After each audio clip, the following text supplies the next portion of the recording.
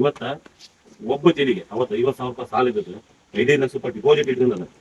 ಈ ರೇಷ್ಮೆ ಕೃಷಿ ಒಳಗ 365 ದಿನ ಕೆಲಸ ಮಾಡ್ಬೇಕಲ್ಲ, 20% ನಾವು ಲೇಬರಿಗೆ ಪಗಾರ ಕೊಡ್ಲೇಬೇಕು. ನೀವು ಯಾವ ಕೊನೆಯ ಹಂತದವರೆಗೂ ನೀವು ಎಲ್ಲ ಕರೆಕ್ಟ್ ಇರುತ್ತೆ, ಇನ್ನು 2 ದಿವಸ ಇದ್ದಾಗ ಫೇಲ್ ಆಗ್ತಾರೆ ಬಹಳ ಜನ. ಅದೇ ಇರ್ತದೆ ಆ ಹುಳ ಹಾಲಾಗಿ ಬರ್ತದೆ. ಅವಾಗ ಹೇಳ್ತಾರೆ ನೋಡಿ ಏನಾದ್ರು ಸುಧಾರಣೆ ಆಗ್ಬೋದು, ಇಲ್ಲಾಂದ್ರೆ ನಿಮ್ಗೆ ಏನು ಕೊಡೋಲ್ಲ ಅಂತ. ಇಲ್ಲಿದೆ ಅಂತ ತಿಂತಿರ್ತದೆ, ಬೆಳವಣಿಗೆ ಆಗ್ತದೆ. ಇವು 3 ಇಲ್ಲಿ ಹಿಡಿತಾರೆ, ಅವ್ರ ಹರಿಯ ಮುಂದೆ ಗೊತ್ತಾಗತ್ತೆ. ಹಿಂಗೆ ಹಿಡಿತಾರದ್ರೆ ಈ ಬಟ್ಟಿನ ತುದಿಗೆ ಸ್ವಲ್ಪ ಎಟ್ಟಿ ಬಂದ್ರ ಈ ಎಲೆ ಅಲ್ಲೇ ಬಿಟ್ಟು ಇವು ಅದೇ ದುಷ್ಟ ಚಟದಿಂದ ಅವ ಆತ್ಮಹತ್ಯೆ ಮಾಡ್ಕೊಂತ ನಾವೇನ ಕೃಷಿಕ ಎಂದೂ ಸತ್ತಿಲ್ಲ. ಜನರದ್ದು ಒಬ್ಬರಿಗೆ 50,000 ರೂಪಾಯಿ ಸಾಲ ಇತ್ತು. ಈ ರೇಷ್ಮೆ ಕೃಷಿ ಮಾಡೋದ್ರಿಂದ 2009 ಸಾಲ ಮುಕ್ತ ರೈತರಿಗೆ ನಿರಂತರವಾಗಿ ಕೆಲಸನೂ ಸಿಗುತ್ತೆ ಮತ್ತು ನಿರಂತರವಾಗಿ ಆದಾಯನೂ ಸಿಗುತ್ತೆ. ತಿಂಗಳಿಗೆ ಒಂದು 150 ರೈತರ ಸಂಪರ್ಕದಲ್ಲಿ ನಾವು 365 ದಿನಾನೂ ನಮ್ಮ ಕೃಷಿಕರಿಗೆ ಕೆಲಸ ಕೊಡ್ತೈತಿ ಅನ್ನೋದು. ನೋಡ್ರಿ, ಇವತ್ತು ಅಚಾನಕ್ ಮತ್ತೆ ಅವ್ರನ್ನ ಭೇಟಿ ಮಾಡ್ತಕ್ಕಂತ ಸಂದರ್ಭ ಬಂದಿದೆ. ಒಂದ್ 2-3 ಸರಿ ಇವರಿಂದ ಚಾಕಿ ಮರಿಗಳನ್ನ ಒಯ್ದಿದ್ವಿ ನಾವು. ಆಯ್ತು, ಈಗ ಇವರು ರಮೇಶ್ ಅಂತ ಹೇಳಿ ರೈತರು ಜೊತೆಗೆ ಅನುಭವಿ ರೇಷ್ಮೆ ಸಾಕಾಣಿಕೆ ಮತ್ತು ಚಾಕಿ ಕೇಂದ್ರವನ್ನ ನಡೆಸ್ತಾ ಇರ್ತಕ್ಕಂಥ ಒಬ್ಬ ಉದ್ದಿಮೆದಾರ, ಕೃಷಿ ಉದ್ದಿಮೆದಾರ ಅಂತ ಹೇಳ್ಬೋದು. ಅವರ ಒಂದು ಅನುಭವ, ಅವರ ಒಂದು ಕಷ್ಟ ನಷ್ಟ ಮತ್ತೆ ಲಾಭಗಳ ಬಗ್ಗೆ ಈ ಚಾಕಿ ಸಾಕಾಣಿಕೆ ಕೇಂದ್ರದ ಬಗ್ಗೆ ನಿಮ್ಗೆ ತಿಳಿಸ್ಕೊಡ್ತಾ ಇದ್ದಾರೆ. ಈಗ ನಾನು ಹೇಳೋದು ಜಾಸ್ತಿ ಬೇಡ, ನೋಡಿ ನೀವು ಕರೆಕ್ಟಾಗಿ ಇನ್ವಾಲ್ವ್ ಆಗಿ ನಿಮ್ಗೆ ಏನಾರು ಅನುಮಾನ ಬಂತಂದ್ರೆ ಅವ್ರ ಜೊತೆ ಚೆನ್ನಾಗಿ ಇಂಟ್ರಾಕ್ಟ್ ಮಾಡಿ. ಎಲ್ಲ ಕೃಷಿ ಮಹಿಳೆಯರು ಕೃಷಿ ಕುಟುಂಬದಿಂದ ಬಂದಂತಾರೋ ಅಥವಾ ಏನ ಇದರಿಂದ ಬಂದಿದೆ ನೌಕರದಾರ ವತಿಯಿಂದ ಬಂದಾರೋ ಕೃಷಿ ಇದ್ದಾರೆ. ರೇಷ್ಮೆ ಕೃಷಿ ಅಂತ ಹೇಳಿ ನಾವು ಆಯ್ಕೆ ಮಾಡಿಕೊಂಡು 2005ರಲ್ಲಿ ಒಂದು 2005ರಲ್ಲಿ ಬರಗಾಲ ಬಂದ ನಿಮಿತ್ತ ಒಂದು ಕೃಷಿ ಒಳಗೆ ನಮ್ಮ ರೈತರಿಗೆ ತೊಂದರೆ ಆದಂತ ಸಮಯದಲ್ಲಿ ನಾವು ಈ ಕೃಷಿಗೆ ನಮ್ಮ ರೇಷ್ಮೆ ಇಲಾಖೆಯವರು ಕರ್ಕೊಂಡು ನಮ್ಮ ಮಾಡಿದ್ರು. ಮಾಡಿ ನಾವು 2006ರಿಂದ ಬೆಳೆ ಇದಕ್ಕೆ ಮಾಡಿ 10 ವರ್ಷ ಗೂಡು ಉತ್ಪಾದನೆ ಮಾಡ್ತಕ್ಕಂಥ ಕೃಷಿ ಮಾಡಿದ್ದಾರೆ. ತದನಂತರ 2015ರಿಂದ ಚಾಕಿ ಕೇಂದ್ರ ಅಂತ ಹೇಳಿ ನಾವು ಉತ್ತಮ ಬೆಳೆಗಾರರು ಅಂತ ಹೇಳಿ ನಮ್ಮನ್ನು ಇದು ಮಾಡಿ ಚಾಕಿ ಕಟ್ಟಾಕ ನೀವು ಇದ್ದೀರಿ ಅಂತ ಹೇಳಿ ನಮ್ಮ ಇಲಾಖೆ ಸಿಬ್ಬಂದಿಗಳು ನಮ್ಮನ್ನು ಪ್ರೇರೇಪಿಸಿ ಈ ಚಾಕಿ ಕೇಂದ್ರ ಮಾಡಲಿಕ್ಕೆ ಅನುಕೂಲ ಮಾಡಿಕೊಟ್ಟು ನಮ್ಗೆ ಈ ಹಾಗೆ 10 ವರ್ಷ ನಮ್ಮನ್ನು ತೊಗೊಂಡಿದ್ದಾರೆ. ಮತ್ತು ಈ ಚಾಕಿ ಸೆಂಟರ್ನಿಂದ ನಮಗೆ ತಿಂಗಳಿಗೆ ಒಂದು 150 ರೈತರ ಸಂಪರ್ಕದಲ್ಲಿ ನಾವು ಅದರಲ್ಲಿ ಮತ್ತು ರೈತರ ಆಗು ಹೋಗುಗಳು ಮತ್ತು ಅವರು ಬೆಳೆ ತೆಗಿತಕ್ಕಂಥ ಒಂದು ವಿಚಾರಧಾರೆಯನ್ನು ನಾವು ಅವ್ರ ಹತ್ರ ವಿನಿಮಯ ಮಾಡಿಕೊಂತ ಸಂಪರ್ಕದಲ್ಲಿ ಒಂದಿಷ್ಟು ನಾವು ಆ ಕೃಷಿ ಒಳಗೆ ಹೆಚ್ಚಿನ ಆದಾಯ ತಗೊಳಕ್ಕೆ ಅನುಕೂಲಕರವಾಗಿ ಇವತ್ತು ಈ ಚಾಕಿ ಸೆಂಟರ್ ನಡೆಸ್ತಾ ಇದ್ದೀವಿ. ಮತ್ತು ಈ ಕೃಷಿ ಒಳಗೆ ರೇಷ್ಮೆ ಕೃಷಿ ಮಾಡ್ತಕ್ಕಂಥ ಒಂದು ಹವ್ಯಾಸವನ್ನು ನಾವು ಮುಗಿಸಿಬಿಟ್ಟರೆ ಕೃಷಿ ಒಳಗೆ ಯಾವುದೇ ಕೃಷಿಯೂ ಇದಕ್ಕೆ ಶಾಟಿ ಇಲ್ಲ. ರೇಷ್ಮೆ ಕೃಷಿಗೆ ಇರ್ತಕ್ಕಂಥ 365 ದಿನಾನೂ ನಮ್ಮ ಕೃಷಿಕರಿಗೆ ಕೆಲಸ ಕೊಡ್ತೈತಿ ಅನ್ನೋದಾಗ ರೇಷ್ಮೆ ಕೃಷಿ ಒಂದು ಮಾತ್ರ ಕೆಲಸ ಕೊಡ್ತೈತಿ. ಇದನ್ನು ಪಾಯಿಂಟ್ ಮಾಡಿಕೊಂಡು ಮತ್ತು ಈ ಒಂದು ಅನುಕೂಲ ನಮ್ಮ ಕರ್ನಾಟಕ ಮತ್ತು ಭಾರತದ ದಕ್ಷಿಣ ಭಾಗಕ್ಕೆ ನಮ್ಮ ದೇಶದ ಒಂದು ವರದಾನ ಅಂತ ತಿಳ್ಕೊಬೇಕು. ಯಾಕಂದ್ರೆ ಇದೇ ಜಮ್ಮು ಕಾಶ್ಮೀರಲ್ಲಿ ಹೋದರೆ ಈ ರೇಷ್ಮೆ ಬೆಳೆಸಕ್ಕೆ ಆಗೋದಿಲ್ಲ, 6 ತಿಂಗಳು ಅಷ್ಟೇ. ಚೀನಾದಂಥ ಮುಂದುವರೆದ ದೇಶ ಇದ್ರೂ ಸಹಿತ 6 ತಿಂಗಳು, ಡಿಸೆಂಬರ್ದಿಂದ ಸ್ಟಾಪು, ಮೇ ತಿಂಗಳವರೆಗೆ ಗೂಡು ಮೇಯ್ಸಕ್ಕಾಗಲ್ಲ. ಇದು ನಮಗೆ ಬಂದಿರತಕ್ಕಂಥ ಇಡೀ 365 ದಿನಾನೂ ಕೃಷಿ ಕಾರ್ಯದಲ್ಲಿ ತೊಡಗತಕ್ಕಂಥ ಕೆಲಸ ಏನಾದರೂ ಸಿಕ್ಕೈತಿ ಅಂದ್ರೆ ಈ ರೇಷ್ಮೆ ಕೃಷಿನಲ್ಲಿ ಮತ್ತು ಹೆಚ್ಚು ಆದಾಯ ರೈತರಿಗೆ ನಿರಂತರವಾಗಿ ಕೆಲಸನೂ ಸಿಗುತ್ತೆ ಮತ್ತು ನಿರಂತರವಾಗಿ ಆದಾಯನೂ ಸಿಗುತ್ತೆ. ರೇಷ್ಮೆ ಕೃಷಿಯಲ್ಲಿ ತೊಡಗಿರ್ತಕ್ಕಂಥ ರೈತ ಎಂದೂ ಇದಾಗಿಲ್ಲ. ಆದ್ರೆ ಮಾಡ್ತಕ್ಕಂಥ ರೈತನಲ್ಲಿ ಭಾಳ ತಾಳ್ಮೆ ಬೇಕು ಮತ್ತು ಮಾಡ್ತಕ್ಕಂಥ ವಿಶ್ವಾಸ ಹೆಚ್ಚಿರ್ಬೇಕು. ಒಂದೇ ಬದುಕು ಮಾಡಬೇಕು. ರೇಷ್ಮೆ ಕೃಷಿ ಅಂದ್ರೆ ರೇಷ್ಮೆ ಕೃಷಿನ ಮಾಡಬೇಕು. ಒಬ್ಬ ರೈತನಿಗೆ ಏನು ಮಾಡೋಕೆ ಸಾಧ್ಯತೆ ಐತಿ, ಏನನ್ನು ಸಾಧಿಸ್ಬೇಕನ್ನೋಂಥದ್ದು ಒಂದು ಛಲ ಇರ್ತೈತಿ, ಅದನ್ನ ಇದ್ರೊಳಗೆ ಸಾಧಿಸಿ ನಾವು ತೋರಿಸ್ಬೋದು. ಇದು ಈ ರೇಷ್ಮೆ ಕೃಷಿಯ ಒಂದು ಗುಣ ಇದೆ. ಮತ್ತು ಏನು ರೈತ ಮಾಡ್ತಾನ ಮತ್ತು ಇಲಾಖೆಯ ನಮ್ಮ ವಿಜ್ಞಾನಿಗಳಾಯ್ತು ಸಿಬ್ಬಂದಿಗಳಾಯ್ತು ಏನು ಮಾರ್ಗದರ್ಶನ ಕೊಡ್ತಾರ ಅದನ್ನು ತಗೊಂಡು ಇದ್ರೊಳಗೆ ನಾವು ಇನ್ವಾಲ್ವ್ ಆಗಿದ್ದ ಕರೆಯಿದ್ದೇವೆ. ಉತ್ತಮ ರೇಷ್ಮೆ ಕೃಷಿಕ ಏನು ಎರಡು ಮಾತಿಲ್ಲ. ಇದು ನಾವು ನಡೆದು ಬಂದು ಹಾಗೆ ನಾವು 2005ರಾಗ ಸಾಲಗಾರ ಮಕ್ಕಳಾಗಿದ್ವಿ. ನಮ್ಮ ಮನೆಯಲ್ಲಿ 8 ಜನರದ್ದು ಒಬ್ಬೊಬ್ಬರಿಗೆ 50,000 ರೂಪಾಯಿ ಸಾಲ ಇತ್ತು. ಈ ರೇಷ್ಮೆ ಕೃಷಿ ಮಾಡೋದ್ರಿಂದ 2009 ಇತ್ತು ಸಾಲ ಮುಕ್ತ ರೈತರಾಗಿತ್ತು. ಇವತ್ತ ಒಬ್ಬ ತೆರಿಗೆ ಅವತ್ತು 50,000 ರೂಪಾಯಿ ಸಾಲ ಇದ್ದದ್ದು 5 ಲಕ್ಷ ರೂಪಾಯಿ ಡಿಪಾಸಿಟ್ ಇಟ್ಕೊಂಡ ಈ ಕೃಷಿ ಒಳಗೆ. ಯಾಕಂದ್ರೆ 365 ದಿನ ಕೆಲಸ ನಿರಂತರವಾಗಿ ನಾವು ಕೃಷಿ ಮಾಡಬೇಕು. ಸಂಜೆ ಕೃಷಿ ಬಗ್ಗೆ ಪಾಠ ಹೇಳ್ಬೇಕಾದ್ರೆ ಮೊದಲನೇ ಸೆಂಟೆನ್ಸ್ ನಾ ಹೇಳಿದ್ದೇನಪ್ಪ ಅಂತಂದ್ರೆ, ತಿಂಗಳಿಗೆ ನಿಮ್ಗೊಂದು 50,000 ರೂಪಾಯಿ ಸಂಬಳ ಬರೋ ಹಾಗೆ ನೀವು ಮಾಡೋದಾದ್ರೆ ರೇಷ್ಮೆ ಕೃಷಿ ಶುರು ಮಾಡ್ರಿ ಅಂತ ಹೇಳಿ. ರೇಷ್ಮೆ ಕೃಷಿ ಮಾಡ್ತಾ ಇರೋರಿಗೆ ನೀವು ಅನ್ಎಂಪ್ಲಾಯ್ಮೆಂಟ್ ಅನ್ನೋದು ಇಲ್ವೇ ಇಲ್ಲ. ಪ್ರತಿ ತಿಂಗಳು ನಿಮ್ಗೆ ಹೆಂಗೆ ಪಗಾರ ಬರ್ತದಲ್ಲ ಹಂಗೆ ನಿಮಗೆ ತಿಂಗಳಿಗೆ 50,000 ರೂಪಾಯಿ ಬರಂಗ್ ಮಾಡ್ಕೋಬಹುದು. ಹೌದಲ್ಲ? ಅವರ ಒಂದು 20 ವರ್ಷದ ಅನುಭವದಲ್ಲಿ ಬಂದಿರ್ತಕ್ಕಂಥ ಮಾತಿದು. ಅವ್ರ ಬಾಯಲ್ಲೇ ಬಂದಿದೆ ಅಂತಂದ್ರೆ ಅದು ಎಷ್ಟು ಸತ್ಯ ಅನ್ನೋದು ನಿಮ್ಗೆ ಗೊತ್ತಾಗುತ್ತೆ. ಇನ್ನೊಂದು ಈ ಒಂದು ಮಾತನ್ನು ಹೇಳ್ಬೇಕಾದ್ರ ನಾವು 20 ವರ್ಷದ ತಳಗಿರ್ತಕ್ಕಂಥ ದುಡಿಮೆಗೆ ಬರ್ತಕ್ಕಂಥ ಮತ್ತು ಒಂದು ಏನಾದ್ರೂ ಉದ್ಯಮಿ ಮಾಡ್ಬೇಕಂತ ಏನೋ ಒಂದು ಚೆನ್ನಾಗಿರ್ತಾರಲ್ಲ ಆ ವಿದ್ಯಾರ್ಥಿಗಳು ಮಾತ್ರ ಹೇಳ್ತೇವೆ. 25 ವರ್ಷ 30 ವರ್ಷ ತಡದಲ್ಲಿ ಗೊತ್ತ ಹೇಳ ನೀವು ಮಾಡಕ್ ಹೋಗ್ಬಾರ್ದು ಅನ್ನೋದು. ಯಾಕಂದ್ರೆ ಅರ್ಧಮರ್ಧ ಮಾಡಿ ಇದ್ದಂತ 10 ಜನರನ್ನ ಕೇಳಿಸಿ ಕೇಳ್ಬಿಡ್ತಾರೆ. ಹಿಂಗಾಗಿ ಅವ್ರಿಗೆ ಹೇಳೋದಿಲ್ಲ ನಾವು. ಈಗ ನೀವು ಹಂಗ ಊಹೆ ಮಾಡ್ಬೋದು, ಸರ್ ಪಗಾರ ಏನೈತಿ ಅಂತ ಕೇಳ್ರಿ, ನಮ್ಮ ಪಗಾರ ಏನೈತಿ ಅಂತ ಕೇಳ 10ರಿಂದ 12 ನಾವು SLC ಮುಗಿಸ್ತಾರೆ ತಿಂಗಳಿಗೆ 9,000 ರೂಪಾಯಿ, ದಿವ್ಸಕ್ಕೆ 9,000 ರೂಪಾಯಿ ಪಗಾರ ಬರೋದು. ಈ ರೇಷ್ಮೆ ಕೃಷಿಯಿಂದ ಇತರೆ ಯಾವುದೇ ಕೃಷಿ ಮಾಡಿದ್ರು ಆದಾಯ ನಮಗೆ ವರ್ಷದ್ದು, ಕಬ್ಬು ಮಾಡಿದ್ರು ವರ್ಷ, ಅಡಿಕೆ ಮಾಡಿದ್ರು ವರ್ಷ, ಹೆಂಗ್ ಮಾಡಿದ್ರೆ 6 ತಿಂಗಳ 3 ತಿಂಗಳ, ಕೃಷಿ ಮಾಡಿದ್ರ 6 ತಿಂಗಳ ವರ್ಷ, ಇವೇನದಾವಲ್ರಿ ಇವು ಪ್ರಾಫಿಟ್ ಕಾಣಂಗಿಲ್ಲ. ನಮಗೆ ಏನು ತಿಂಗಳಕ್ಕೊಮ್ಮೆ ಮನೆಗೆ ಸಂತಿ ಬೇಕಂದ್ರೆ ಆ ಟೈಪ್ ಸಂತಿಗೆ ಮತ್ತು ಸರ್ ನಾವು ಸೇಮ್ ಸರ್ದ ನಮ್ದು ಪಗಾರ ಮುಂದೆ. ರೇಷ್ಮೆ ಗೂಡು ಉತ್ಪಾದನೆ ಮಾಡೋದಾದ್ರ ತಿಂಗಳಿಗೊಂದು ಪಗಾರ, ಚಾಕಿ ಸೆಂಟರ್ ನಡೆಸೋದ್ರಿಂದ 10 ದಿವಸಕ್ಕೊಂದು ಪಗಾರ ಹೇಳಂತದಲ್ರಿ. ಇದು ರೈತರ ಜೊತೆಗೆ ಹೊಂದಿಕೊಂಡು ಅವ್ರ ಕೂಟಾಗ ಅವರು ಬರ್ತಕ್ಕಂಥ ಬೆಳೆಗೆ ಆಧಾರಿತವಾಗಿ ನಮಗೆ ಆದಾಯ. ಒಮ್ಮೆ ನಾವು 10,000 ಚಾಕಿ ಮಾಡ್ಬೋದು, ಒಂದು ಬ್ಯಾಚ್ ಬಿಟ್ರೆ 5,000 ಮಾಡ್ಬೋದು, ಬರೀ 3,000. ಒಮ್ಮೆ 500 ಹುಳ ಒಬ್ಬ ರೈತರಿಗೆ ಕೊಡೋದು ಕಷ್ಟ ಆಗುತ್ತೆ. ಅಷ್ಟು ಕಷ್ಟ ಇದ್ರೆ ಆದ್ರೆ ಒಂದು 365 ದಿವ್ಸಕ್ಕೆ ಟೇಲಿ ಹಾಕಿದ್ರೆ ನಮ್ಮ ದಿವ್ಸಕ್ಕೆ 6,000 ರೂಪಾಯಿ ಪಗಾರ ಅಂತ ಇದ್ದೇ. ನಾವೇನ್ ಕಲ್ತಾರೆ SLC ಕಲ್ತ ಮುಂದೆ ಹೋಗ್ಲಿಕ್ಕೆ ನಮ್ಮನ್ನು ಬಿಡ್ಲಿಲ್ಲ. ಯಾವುದು ಈ ಕೃಷಿಗೆ ಸಂಬಂಧಪಟ್ಟಂಗೆ ಈ ಮೊದಲೆಲ್ಲ ರೇಷ್ಮೆ ಇದ್ದದಲ್ಲ, ಹತ್ತಿ, ಗೋವಿನ ಜೋಳ, ಮೆಣಸಿನ ಗಿಡ, ತಗರಿ ಅವನ್ನ ಹಾಕ ಆ ಕೆಲಸದ ಇದರಿಂದ ನೀನು ಸಾಕು ಹೋಗ್ತಾರ ಅಂತ ಹೇಳಿ ನಮಗೆ ಕೃಷಿಗೆ ತಂದ್ರು.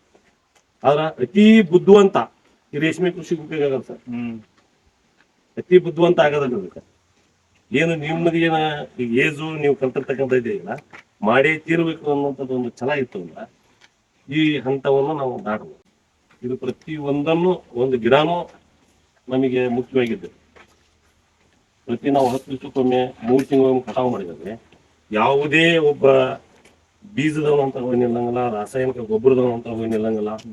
ಏನೇ ಇದ್ರು ನೈಸರ್ಗಿಕ ವಾತಾವರಣ, ಕೊಟ್ಟಿಗೆ ಗೊಬ್ಬರ ನಾವೇನು ಉತ್ಪಾದನೆ ಮಾಡ್ತೀವಿ ಅದರೊಳಗನ ನಾವು ಬೆಳಿತಕ್ಕಂಥ ಜೀರೋ ಮೇಂಟೆನೆನ್ಸ್, ಜೀರೋ ಇನ್ವೆಸ್ಟ್ಮೆಂಟ್. ಏನೋ ಮಾಡಿದ್ರು ನಮ್ಮ ಹೊರಗೆ ಮಾಡ್ತೀವಿ. ಯಾವುದೇ ಒಬ್ಬ ಪ್ರೈವೇಟ್ ಇವನಂತರ ನಾವು ನಿಲ್ಲಂಗೆ ಇಲ್ಲ. ನೋಡ್ರಿ, ಬೇರೆ ಬೆಳೆ ಬೆಳಿಬೇಕು ಅಂದ್ರೆ ಗೊಬ್ಬರ ಬೇಕು, ಇವು ಕೀಟನಾಶಕಗಳು ಬೇಕು, ಇವು ಯಾವ ಬೇಕಾಗಿಲ್ಲ ಇದಕ್ಕೆ.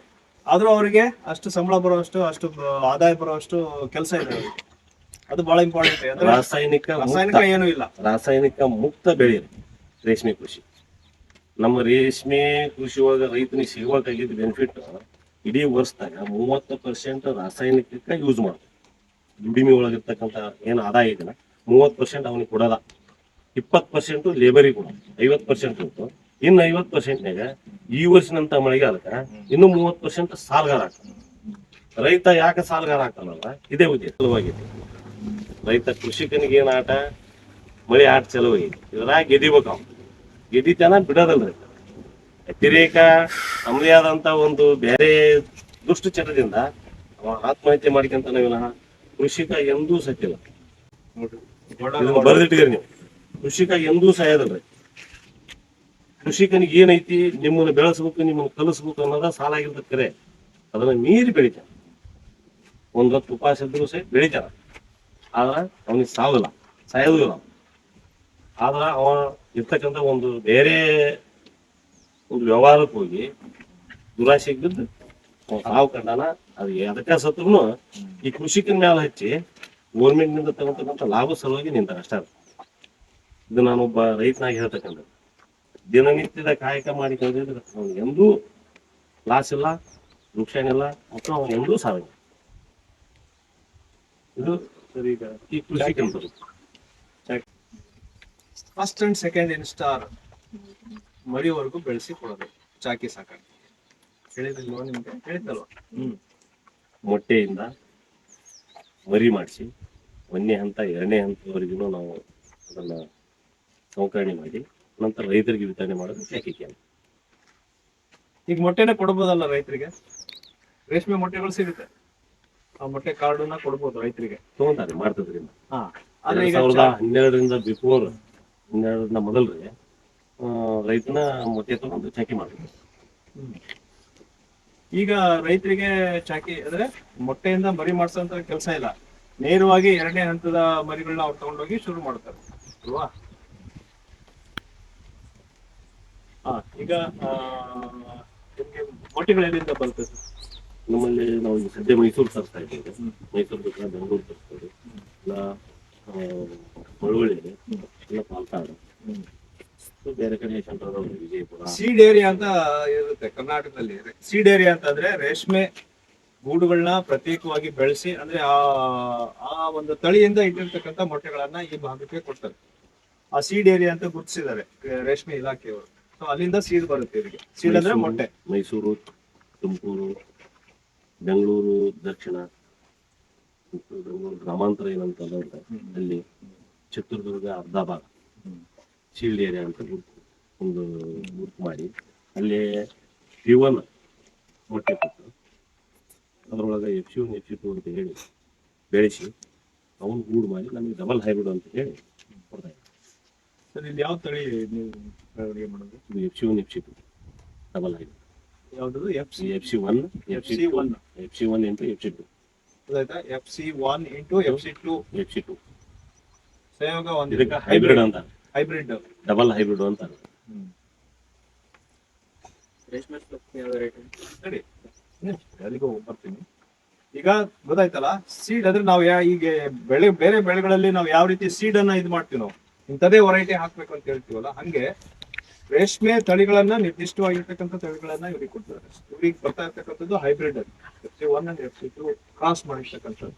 ಆ ಬೀಜವನ್ನ ಅಂದ್ರೆ ಮೊಟ್ಟೆಯನ್ನ ಇಲ್ಲಿಗೆ ಕಳಿಸ್ಬೇಕು. ಇದು ಬಿಳಿ ಗೂಡು CB ಅಂತ ಹೇಳಿ ಬೆಳಿತಿದ್ವಿ 2012ರಿಂದ ಹಿಂದ್ಗಡೆ. CSR ಅಂತ ಹೇಳಿ 2012 ಮಟ 12 ಅಂತ ಕೋಲಾರ್ ಬೋರ್ಡ್ ಅಂತ ಹೇಳಿ. CSR 2 into ಮೈಸೂರು ತಳಿ ಕ್ರಾಸಿಂಗ್ ಮಾಡಿ ಒಂದು ಮೊಟ್ಟೆ ತಯಾರು ಮಾಡ್ತೀವಿ. ಈಗ ಚೀನಾದಲ್ಲಿ ಕಂಪ್ಲೀಟ್ ಕೊಡೋಕೆ ಮತ್ತು ನಮ್ಮ ದೇಶದ ಒಂದು ಆರ್ಥಿಕತೆ ಹೆಚ್ಚು ಮಾಡಲಿಕ್ಕೆ ಈ ಬಯೋಟಿನ್ ಗೂಡು ಅಂತ ಹೇಳಿ ಬೇಗು ನೂಲಿಗೆ ಇರ್ತಕ್ಕಂಥ ಡಿಮಾಂಡಿನ ಸಲುವಾಗಿ ಬಯೋಟೇನ್ ಅಂತ ಹೇಳಿ. ಬಯೋವೋಲ್ಟೈನ್ ಅಂದ್ರೆ ಏನು? ವರ್ಷಕ್ಕೆ 2 ಬೆಳೆ. ಬಯೋವೋಲ್ಟೈನ್ ಅಂದ್ರೆ, ಯೂನಿವೋಲ್ಟೈನ್ ಅಂದ್ರೆ ವರ್ಷಕ್ಕೆ 1 ಬೆಳೆ. ಮಲ್ಟಿವೋಲ್ಟೈನ್ ಅಂದ್ರೆ ಸರ್ ಇದು ಬಯೋವೋಲ್ಟೈನ್. Hybrid biotin hybrid. ಇದು ಏನು ಇದಕ್ಕಿಂತ ಸ್ವಲ್ಪ ಸೂಕ್ಷ್ಮ, CBಕ್ಕಿಂತ ಕೋಲಾರ್ ಗೋಲ್ಡ್ಗಿಂತ ಸ್ವಲ್ಪ ಸೂಕ್ಷ್ಮ. ಅದಕ್ಕಿಂತ CSR 2 ಅವು ಅತಿ ಸೂಕ್ಷ್ಮ. ಅವು ಸೀಸನ್ ಮೇಲೆ ಬೆಳೀತಕ್ಕಂಥದ್ದು. ಅದು ಈ ಕಡೆ ನಮಗೆ ಶಿವಮೊಗ್ಗ ಕಡೆಗೆ ಸಾಗರ ಕಡೆಗೆ ಬೆಳಿತಾರೆ ಸದ್ಯ. ಅವ್ರಿಗೆ ಒಂದು ಈಗ ಹೋಗಿರ್ತಾರೆ, ಆ ಕಡೆ ಬೆಂಗಳೂರು ಕಡೆಗೆ ಬೆಳಿತಾರೆ. ಈಗ ನೀವು ಸೀಡ್ ಬಂತು, ಸೀಡ್ ಬರೋದು ಯಾವ ರೀತಿ ಬರುತ್ತೆ? ಟ್ರಾನ್ಸ್ಪೋರ್ಟೇಷನ್ ಹೆಂಗೆ ಅಲ್ಲಿಂದ ಇಲ್ಲಿಗೆ? ಅಂದ್ರೆ ಮೊಟ್ಟೆ ನಾವು ಹೋಗಿ ತೊಗೊಂಡ್ಬರ್ತೇವೆ. ನೀವು ಹೋಗಿ ಬಸ್ಸಿಗೆ ಹೋಗಿ ತೊಗೊಂಡ್ಬರ್ತೇವೆ. ಎಲ್ಲ ಅವರು ಬಸ್ಸಿಗೆ ಇರ್ತಾರೆ ನೈಟ್. ನಾವು ಬೆಳಿಗ್ಗೆ ಹೋಗಿ ತೊಗೊಂಡ್ಬರ್ತೇವೆ. ಈಗ ನಮ್ಮ ಹಾವೇರಿ ಜಿಲ್ಲೆಯಲ್ಲಿ ಎಷ್ಟು ಚಾಕಿ ಸಾಕಾಣಿಕೆ ಕೇಂದ್ರ ಇದ್ದಾವೆ? ನಮ್ಮ ಹಾವೇರಿ ಜಿಲ್ಲೆ ಒಳಗೆ ಈಗ 12 ಏನಿದ್ವು, ಅದರೊಳಗೆ ಒಂದು 4-5 ಇದಾಗಿದೆ. ಒಂದು 6 ಚಾಕಿ ಒಳಗೆ ನೋಡಿ, ಒಂದು ಜಿಲ್ಲೆಯಲ್ಲಿ ಹಾವೇರಿ ಜಿಲ್ಲೆನೂ ಕೂಡ ಒಂದು ಒಳ್ಳೆ ರೇಷ್ಮೆ ಸಾಕಾಣಿಕೆ ಜಿಲ್ಲೆ ಅದು. ಇಲ್ಲಿನೂ ಕೂಡ ಸಾಕಷ್ಟು ಇದು ಮಾರಾಟ ಕೇಂದ್ರ ಇದೆಯಾ? ಇದು ಹಾವೇರಿ ಹಾವೇರಿ ಜಿಲ್ಲೆ. ಇದಕ್ಕೆ ಹಾವೇರಿಯಲ್ಲಿ ಗೂಡು ಮಾರಾಟ ಕೇಂದ್ರನೂ ಇದೆ. ಈಗ ಹಾವೇರಿ ಒಳಗೆ ಇದ್ರೆ ನೆಕ್ಸ್ಟ್ ಬಿಟ್ರೆ ಈಗ ಇದ್ರೊಳಗೆ ಮಾಡ್ಯಾರ ಕುಂಬೇವು ರಾಣೆಬೆನ್ನೂರು ಆ ಮಾರ್ಕೆಟಿಂಗ್ ಇದ್ರಾಗ ರಾಣೆಬೆನ್ನೂರು ಮಾರ್ಕೆಟ್ ಎಲ್ಲ ಇದೆ. ಮಾರ್ಕೆಟ್ ಮಾಡ್ಯಾರ ನೋಡು ಅವರು ಒಂದು ವರ್ಷ ಉತ್ಪಾದನೆ ಆಗೈತಿ ಅಲ್ಲಿ ದನಗಳ ಮಾರಾಟ ಅದಲ್ಲ. ಅಲ್ಲ, ಓ, ಈ APMC ಮಾಡಿದಾರಲ್ಲ, ಅದ್ರಾಗ ನಮ್ಮ ಕಾಲೇಜಿಗೆ ಹತ್ರ ಇದೆ. ನಿಮ್ ಕಾಲೇಜ್ ಹತ್ರ APMC ಅಲ್ಲಿ ಕೂಡ ರೇಷ್ಮೆ ಗೂಡು ಮಾರಾಟ ಕೇಂದ್ರ ಇದೆ. ಇಲ್ಲಿ ಈ ಉತ್ಪಾದನೆ ಮಾಡೋರು ಅಲ್ಲಿ ಕೂಡ ಮಾರಾಟ ಮಾಡ್ತಾರೆ. ಕನ್ನಡ ಮುಗಿಯಕ್ಕೆ ಇನ್ನೊಂದು 2 ತಿಂಗಳು ಈ ವಿಷಯ ಗೊತ್ತಿರ್ಲಿಲ್ಲ. ಇಲ್ಲ ಮೊನ್ನೆ ಅಲ್ಲ, ರೇಷ್ಮೆ ಮಾರಾಟ ಇಲ್ಲಿ ಮಾಡ್ತಾರೆ. ಬೊಮ್ಮಾಯಿಯವರು ಮುಖ್ಯಮಂತ್ರಿ ಇದ್ದಾಗ ಮಾಡ್ಯಾರ. ಮತ್ತೆ ಈ KMF ಮಾಡಿದ್ರಲ್ರಿ, ರಿವಾಯತ್ ಮಾಡಿದ್ರಲ್ರಿ ಧಾರವಾಡದಿಂದ, ಆ ಟೈಮಿಗೆ ಅದು ಒಂದು ಮಾಡಿದ್ರು. ಸರ್, ಈಗ ರೇಷ್ಮೆ ಈಗ ನಿಮ್ಮಲ್ಲಿ ಇರೋದು ಯಾವುದು ತಳಿ? ಇದು V1? ಇದು ಸೊಪ್ಪು U ಅಂತ ಇದೆ. V1 ಅಂದ್ರೆ ಯಾವುದು?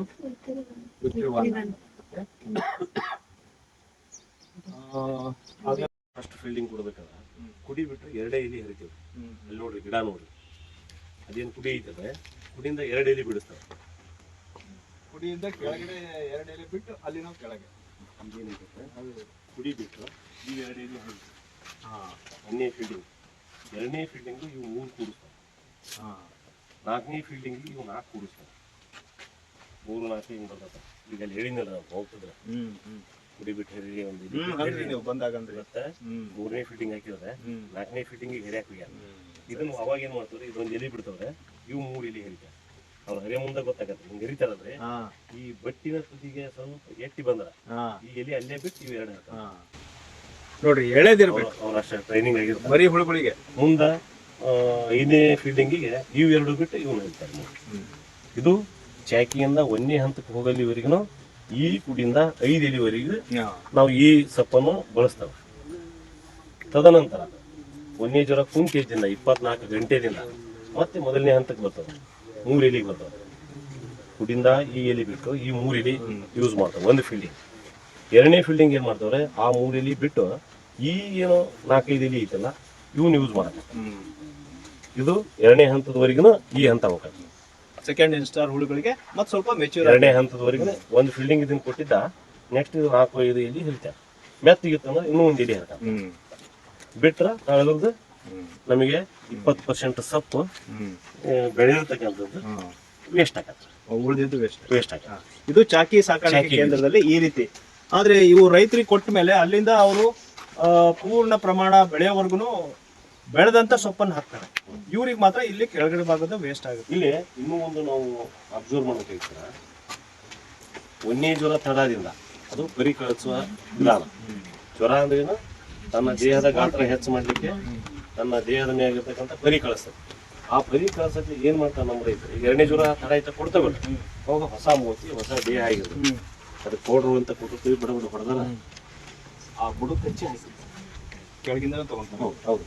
ಎಷ್ಟು ಹರಿ ಇದು ಇದೇನೈತೆ ಕಡಿಮೆ ಅಂದ್ರೂ 2, 4, 6, 8, 10, 12, 14, 16, 18 ಎಲೆ, 14, 20 ಎಲೆ ಇದೆ. ಏನಿಲ್ಲ ನಮ್ದು ಹುಳ ಒಯ್ದಾರೆ ಅಲ್ಲಿ ಬಡ್ಡಿ ಕೊಡುವಲ್ಲಿ ಅಂದ್ರೆ ಇದೇನು ಧೂಳು ಐತೈತಿ ಏನಿಲ್ಲ, ಈ ಹರಿನ ಇರ್ತದೆ. ಇಲ್ಲಿ ರೈತ ಫೇಲ್ ಆಗ್ತಾನ ಎಲ್ಲಿ ಅಂತ ಅಗೆಲೆ ಹೇಳಿದ್ನದು, ನಮ್ದೇ ಆದಂತ ಒಂದು ಕ್ಯಾಲ್ಕುಲೇಷನ್ ಬಿಟ್ಟಾಗ ಫೇಲ್ ಆಗ್ತಾನ.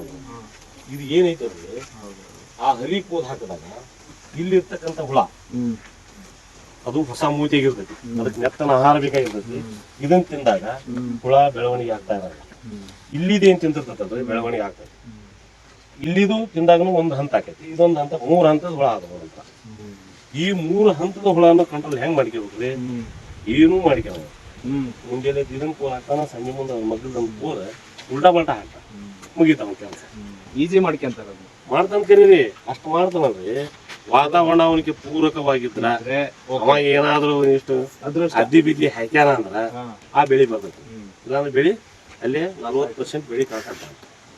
ಸಾಲಗಾರ ಆಗೋದು ಇಲ್ಲೇ ರೀ. ನೋಡ್ರಿ, ಬೆಳಿತಕ್ಕಂತ ಹುಳ ಬೆಳೆಸೋದು ಬಹಳ ಸುಲಭ ಹೇಳಿದ್ರೆ, ಆದ್ರೆ ಅನುಭವ ಮಾಡ್ತಾ ಮಾಡ್ತಾ ಹೋದಾಗ ನೀವು ಯಾವ ರೀತಿ ಕ್ವಾಲಿಟಿ ಕೊಡ್ತೀರಿ ಸೊಪ್ಪು, ಅದ್ರ ಮೇಲೆ ನಿಮ್ಮ ಹುಳ ಗುಣಮಟ್ಟ. ಒಟ್ಟ ಪರಿಕಡಿಸಿದ ಹುಳುಗಳಿಗೆ ಪ್ರತಿ ಹಂತದೊಳಗೂ ಈ 4 ಎಲೆ 6 ಎಲೆ 8 ಎಲೆ 4ನೇ ಜ್ವರ ಇದರಿಂದ ಇಲ್ಲಿಂದ ಇಷ್ಟ 2 ಫೀಲ್ಡಿಂಗ್ ಇಲ್ಲ ನಮ್ದು ಸ್ವಲ್ಪ ಚೆನ್ನಾಗೈತಪ್ಪ ಎಡವಟ್ಟೈತಪ್ಪ ಅಂದ್ರೆ ಇನ್ನೂ ಒಂದು ಮೇವು ಇಂಥದ್ದು ಹಾಕಿದ್ರೆ ಮುಂದೆ ಬಂತು ಸ್ವಲ್ಪ ಹಾಕಿದ್ರೆ ಯಾವುದೇ ರೋಗ ಬರೋದು.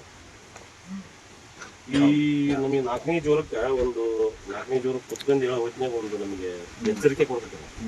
ಎಚ್ಚರಿಕೆ ಗಂಟೆ ಈ ಸಣ್ಣ ಅನ್ಸೈಜ್ ಹುಳ ಸೈಜ್ ವೇರಿಯೇಷನ್ ಬಂದಿರ್ತದೆ. ಆ ಹುಳ ಹಾಲಾಗಿಬಿಡ್ತದೆ. ಅವಾಗ ಹೇಳ್ತದೆ ನೋಡಿ ಏನಾದರೂ ಸುಧಾರಣೆ ಆಗ್ಬೋದು ಇಲ್ಲಾಂದ್ರೆ ನಿನಗೆ ಏನು ಕೊಡೋದಿಲ್ಲ ಅಂತದೆ. ಆದ್ರೆ ಏನು ಮಾಡ್ತದೆ ಹಿಂಗ ನಮ್ಮ ಪದ್ಧತಿ ಹಾಕಿರ್ತಾನಂದ್ರೆ ವಾತಾವರಣ ಏನಾದ್ರು ಕೈ ಕೊಟ್ಟಾಗ ಬೆಳಿ ಊಟ ಹಾಲು ತೊಂಡೆ ರೋಗ ಅಂತ ಅವ್ರು ಹಾಲು ಅಂದ್ರಲ್ಲ, ಹಾಲು ರೋಗನೂ ಹೌದ್ರಿ, ಹಾಲು ತೊಂಡೆನೂ ಹಾಲು ರೋಗ ಏನಾಗೈತಿ ಒಡೆದು ಸೋರ್ತದೆ. ಹಾಲು ತೊಂಡೆ ಹಂಗೆ ನಿಂತ್ಕೊಂಡು ಕರ್ಗಾಗಿ ಸಾಯ್ತದೆ 8 ದಿವಸದ ನಂತರ. ನಿಮ್ಗೆ ಹೇಳಿವಲ್ಲ ವೈರಸ್ ರೋಗ, ಪ್ರೋಟೋಜೋನ್ ರೋಗ, ಪೆಬ್ರೈನ್ ಎಲ್ಲ ಬರ್ತೈತಿ. ಮತ್ತು ಈ ಧೂಳು ಸೊಪ್ಪು ಹಾಕೋದ್ರಿಂದ ನಿಮಗೆ ಕ್ಯಾನ್ಸರ್ ರೋಗ ಅಂತ ಏನು ಪೆಬ್ರೈನ್ ಅಂದ್ರಲ್ಲ ಅವೆಲ್ಲ ಬರ್ತದೆ.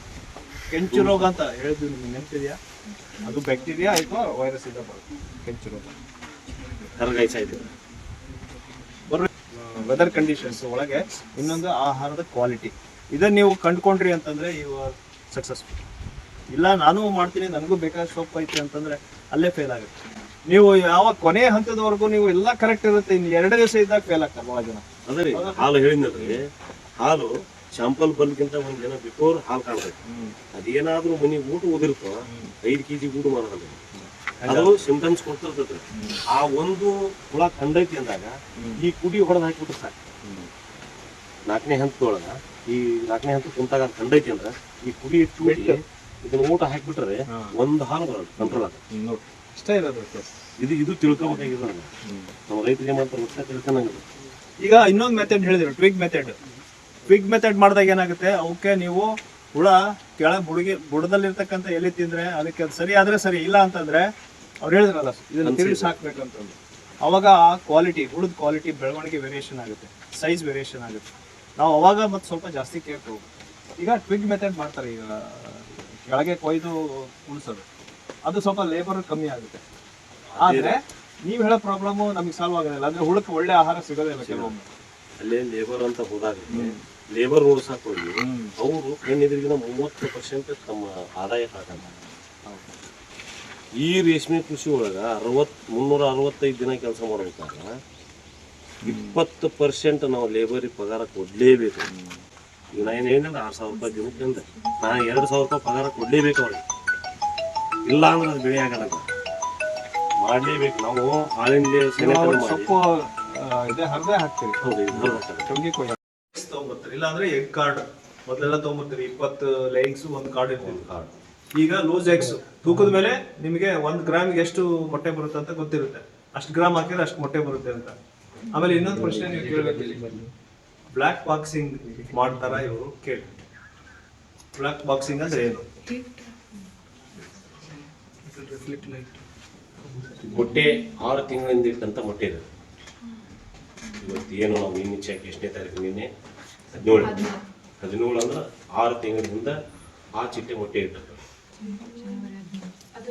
ಒಂದು ಚಿಟ್ಟೆ ಮೊಟ್ಟೆ ಇಡಬೇಕಾದ್ರೆ 24 ತಾಸು ಬೇಕು. ಹೌದಾ? ಆ 24 ತಾಸು ಇರ್ತಕ್ಕಂಥದ್ದು 1 ನಿಮಿಷಕ್ಕೂ ಚೇಂಜ್ ಆಗ್ತಾ ಇರ್ತದೆ ಮೊಟ್ಟೆ.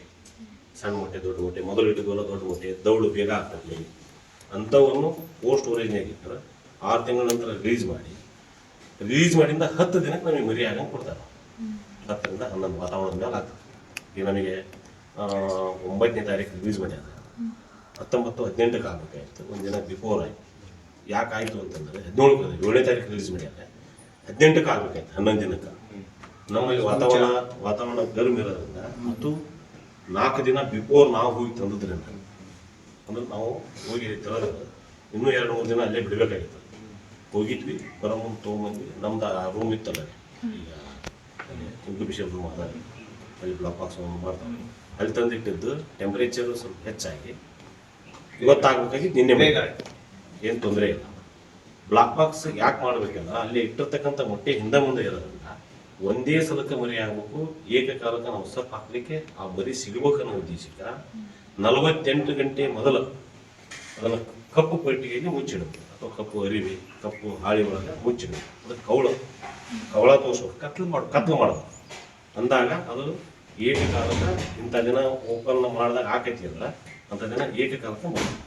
ಇಲ್ಲಾಂದ್ರೆ ಮೊದಲ ಮರಿಯಾಗಿದ್ದು ಸುಸ್ತಾಗಿ ಫೀಲ್ಡಿಂಗ್ ಮಾಡೋದು ಹಿಂದೆ ಮುಂದೆ ಆಕೈತಿ, ಅನ್ಸೈಜ್ ಆಕೈತಿ, ಮುಂದೆ ರೋಗಗ್ರಸ್ತ ಆಕೈತಿ ಅನ್ನೋದು ಮುಂದಿನ ಒಂದು ವಿಚಾರ ತಿಳ್ಕೊಂಡು ಈ ಒಂದು ವಿಧಾನವನ್ನು ಕಂಡುಕೊಂಡು ಈ ಪದ್ಧತಿ ಮಾಡ್ತಾ ಇದ್ದಾರೆ ಬ್ಲಾಕ್ ಬಾಕ್ಸ್ ಅಂತ.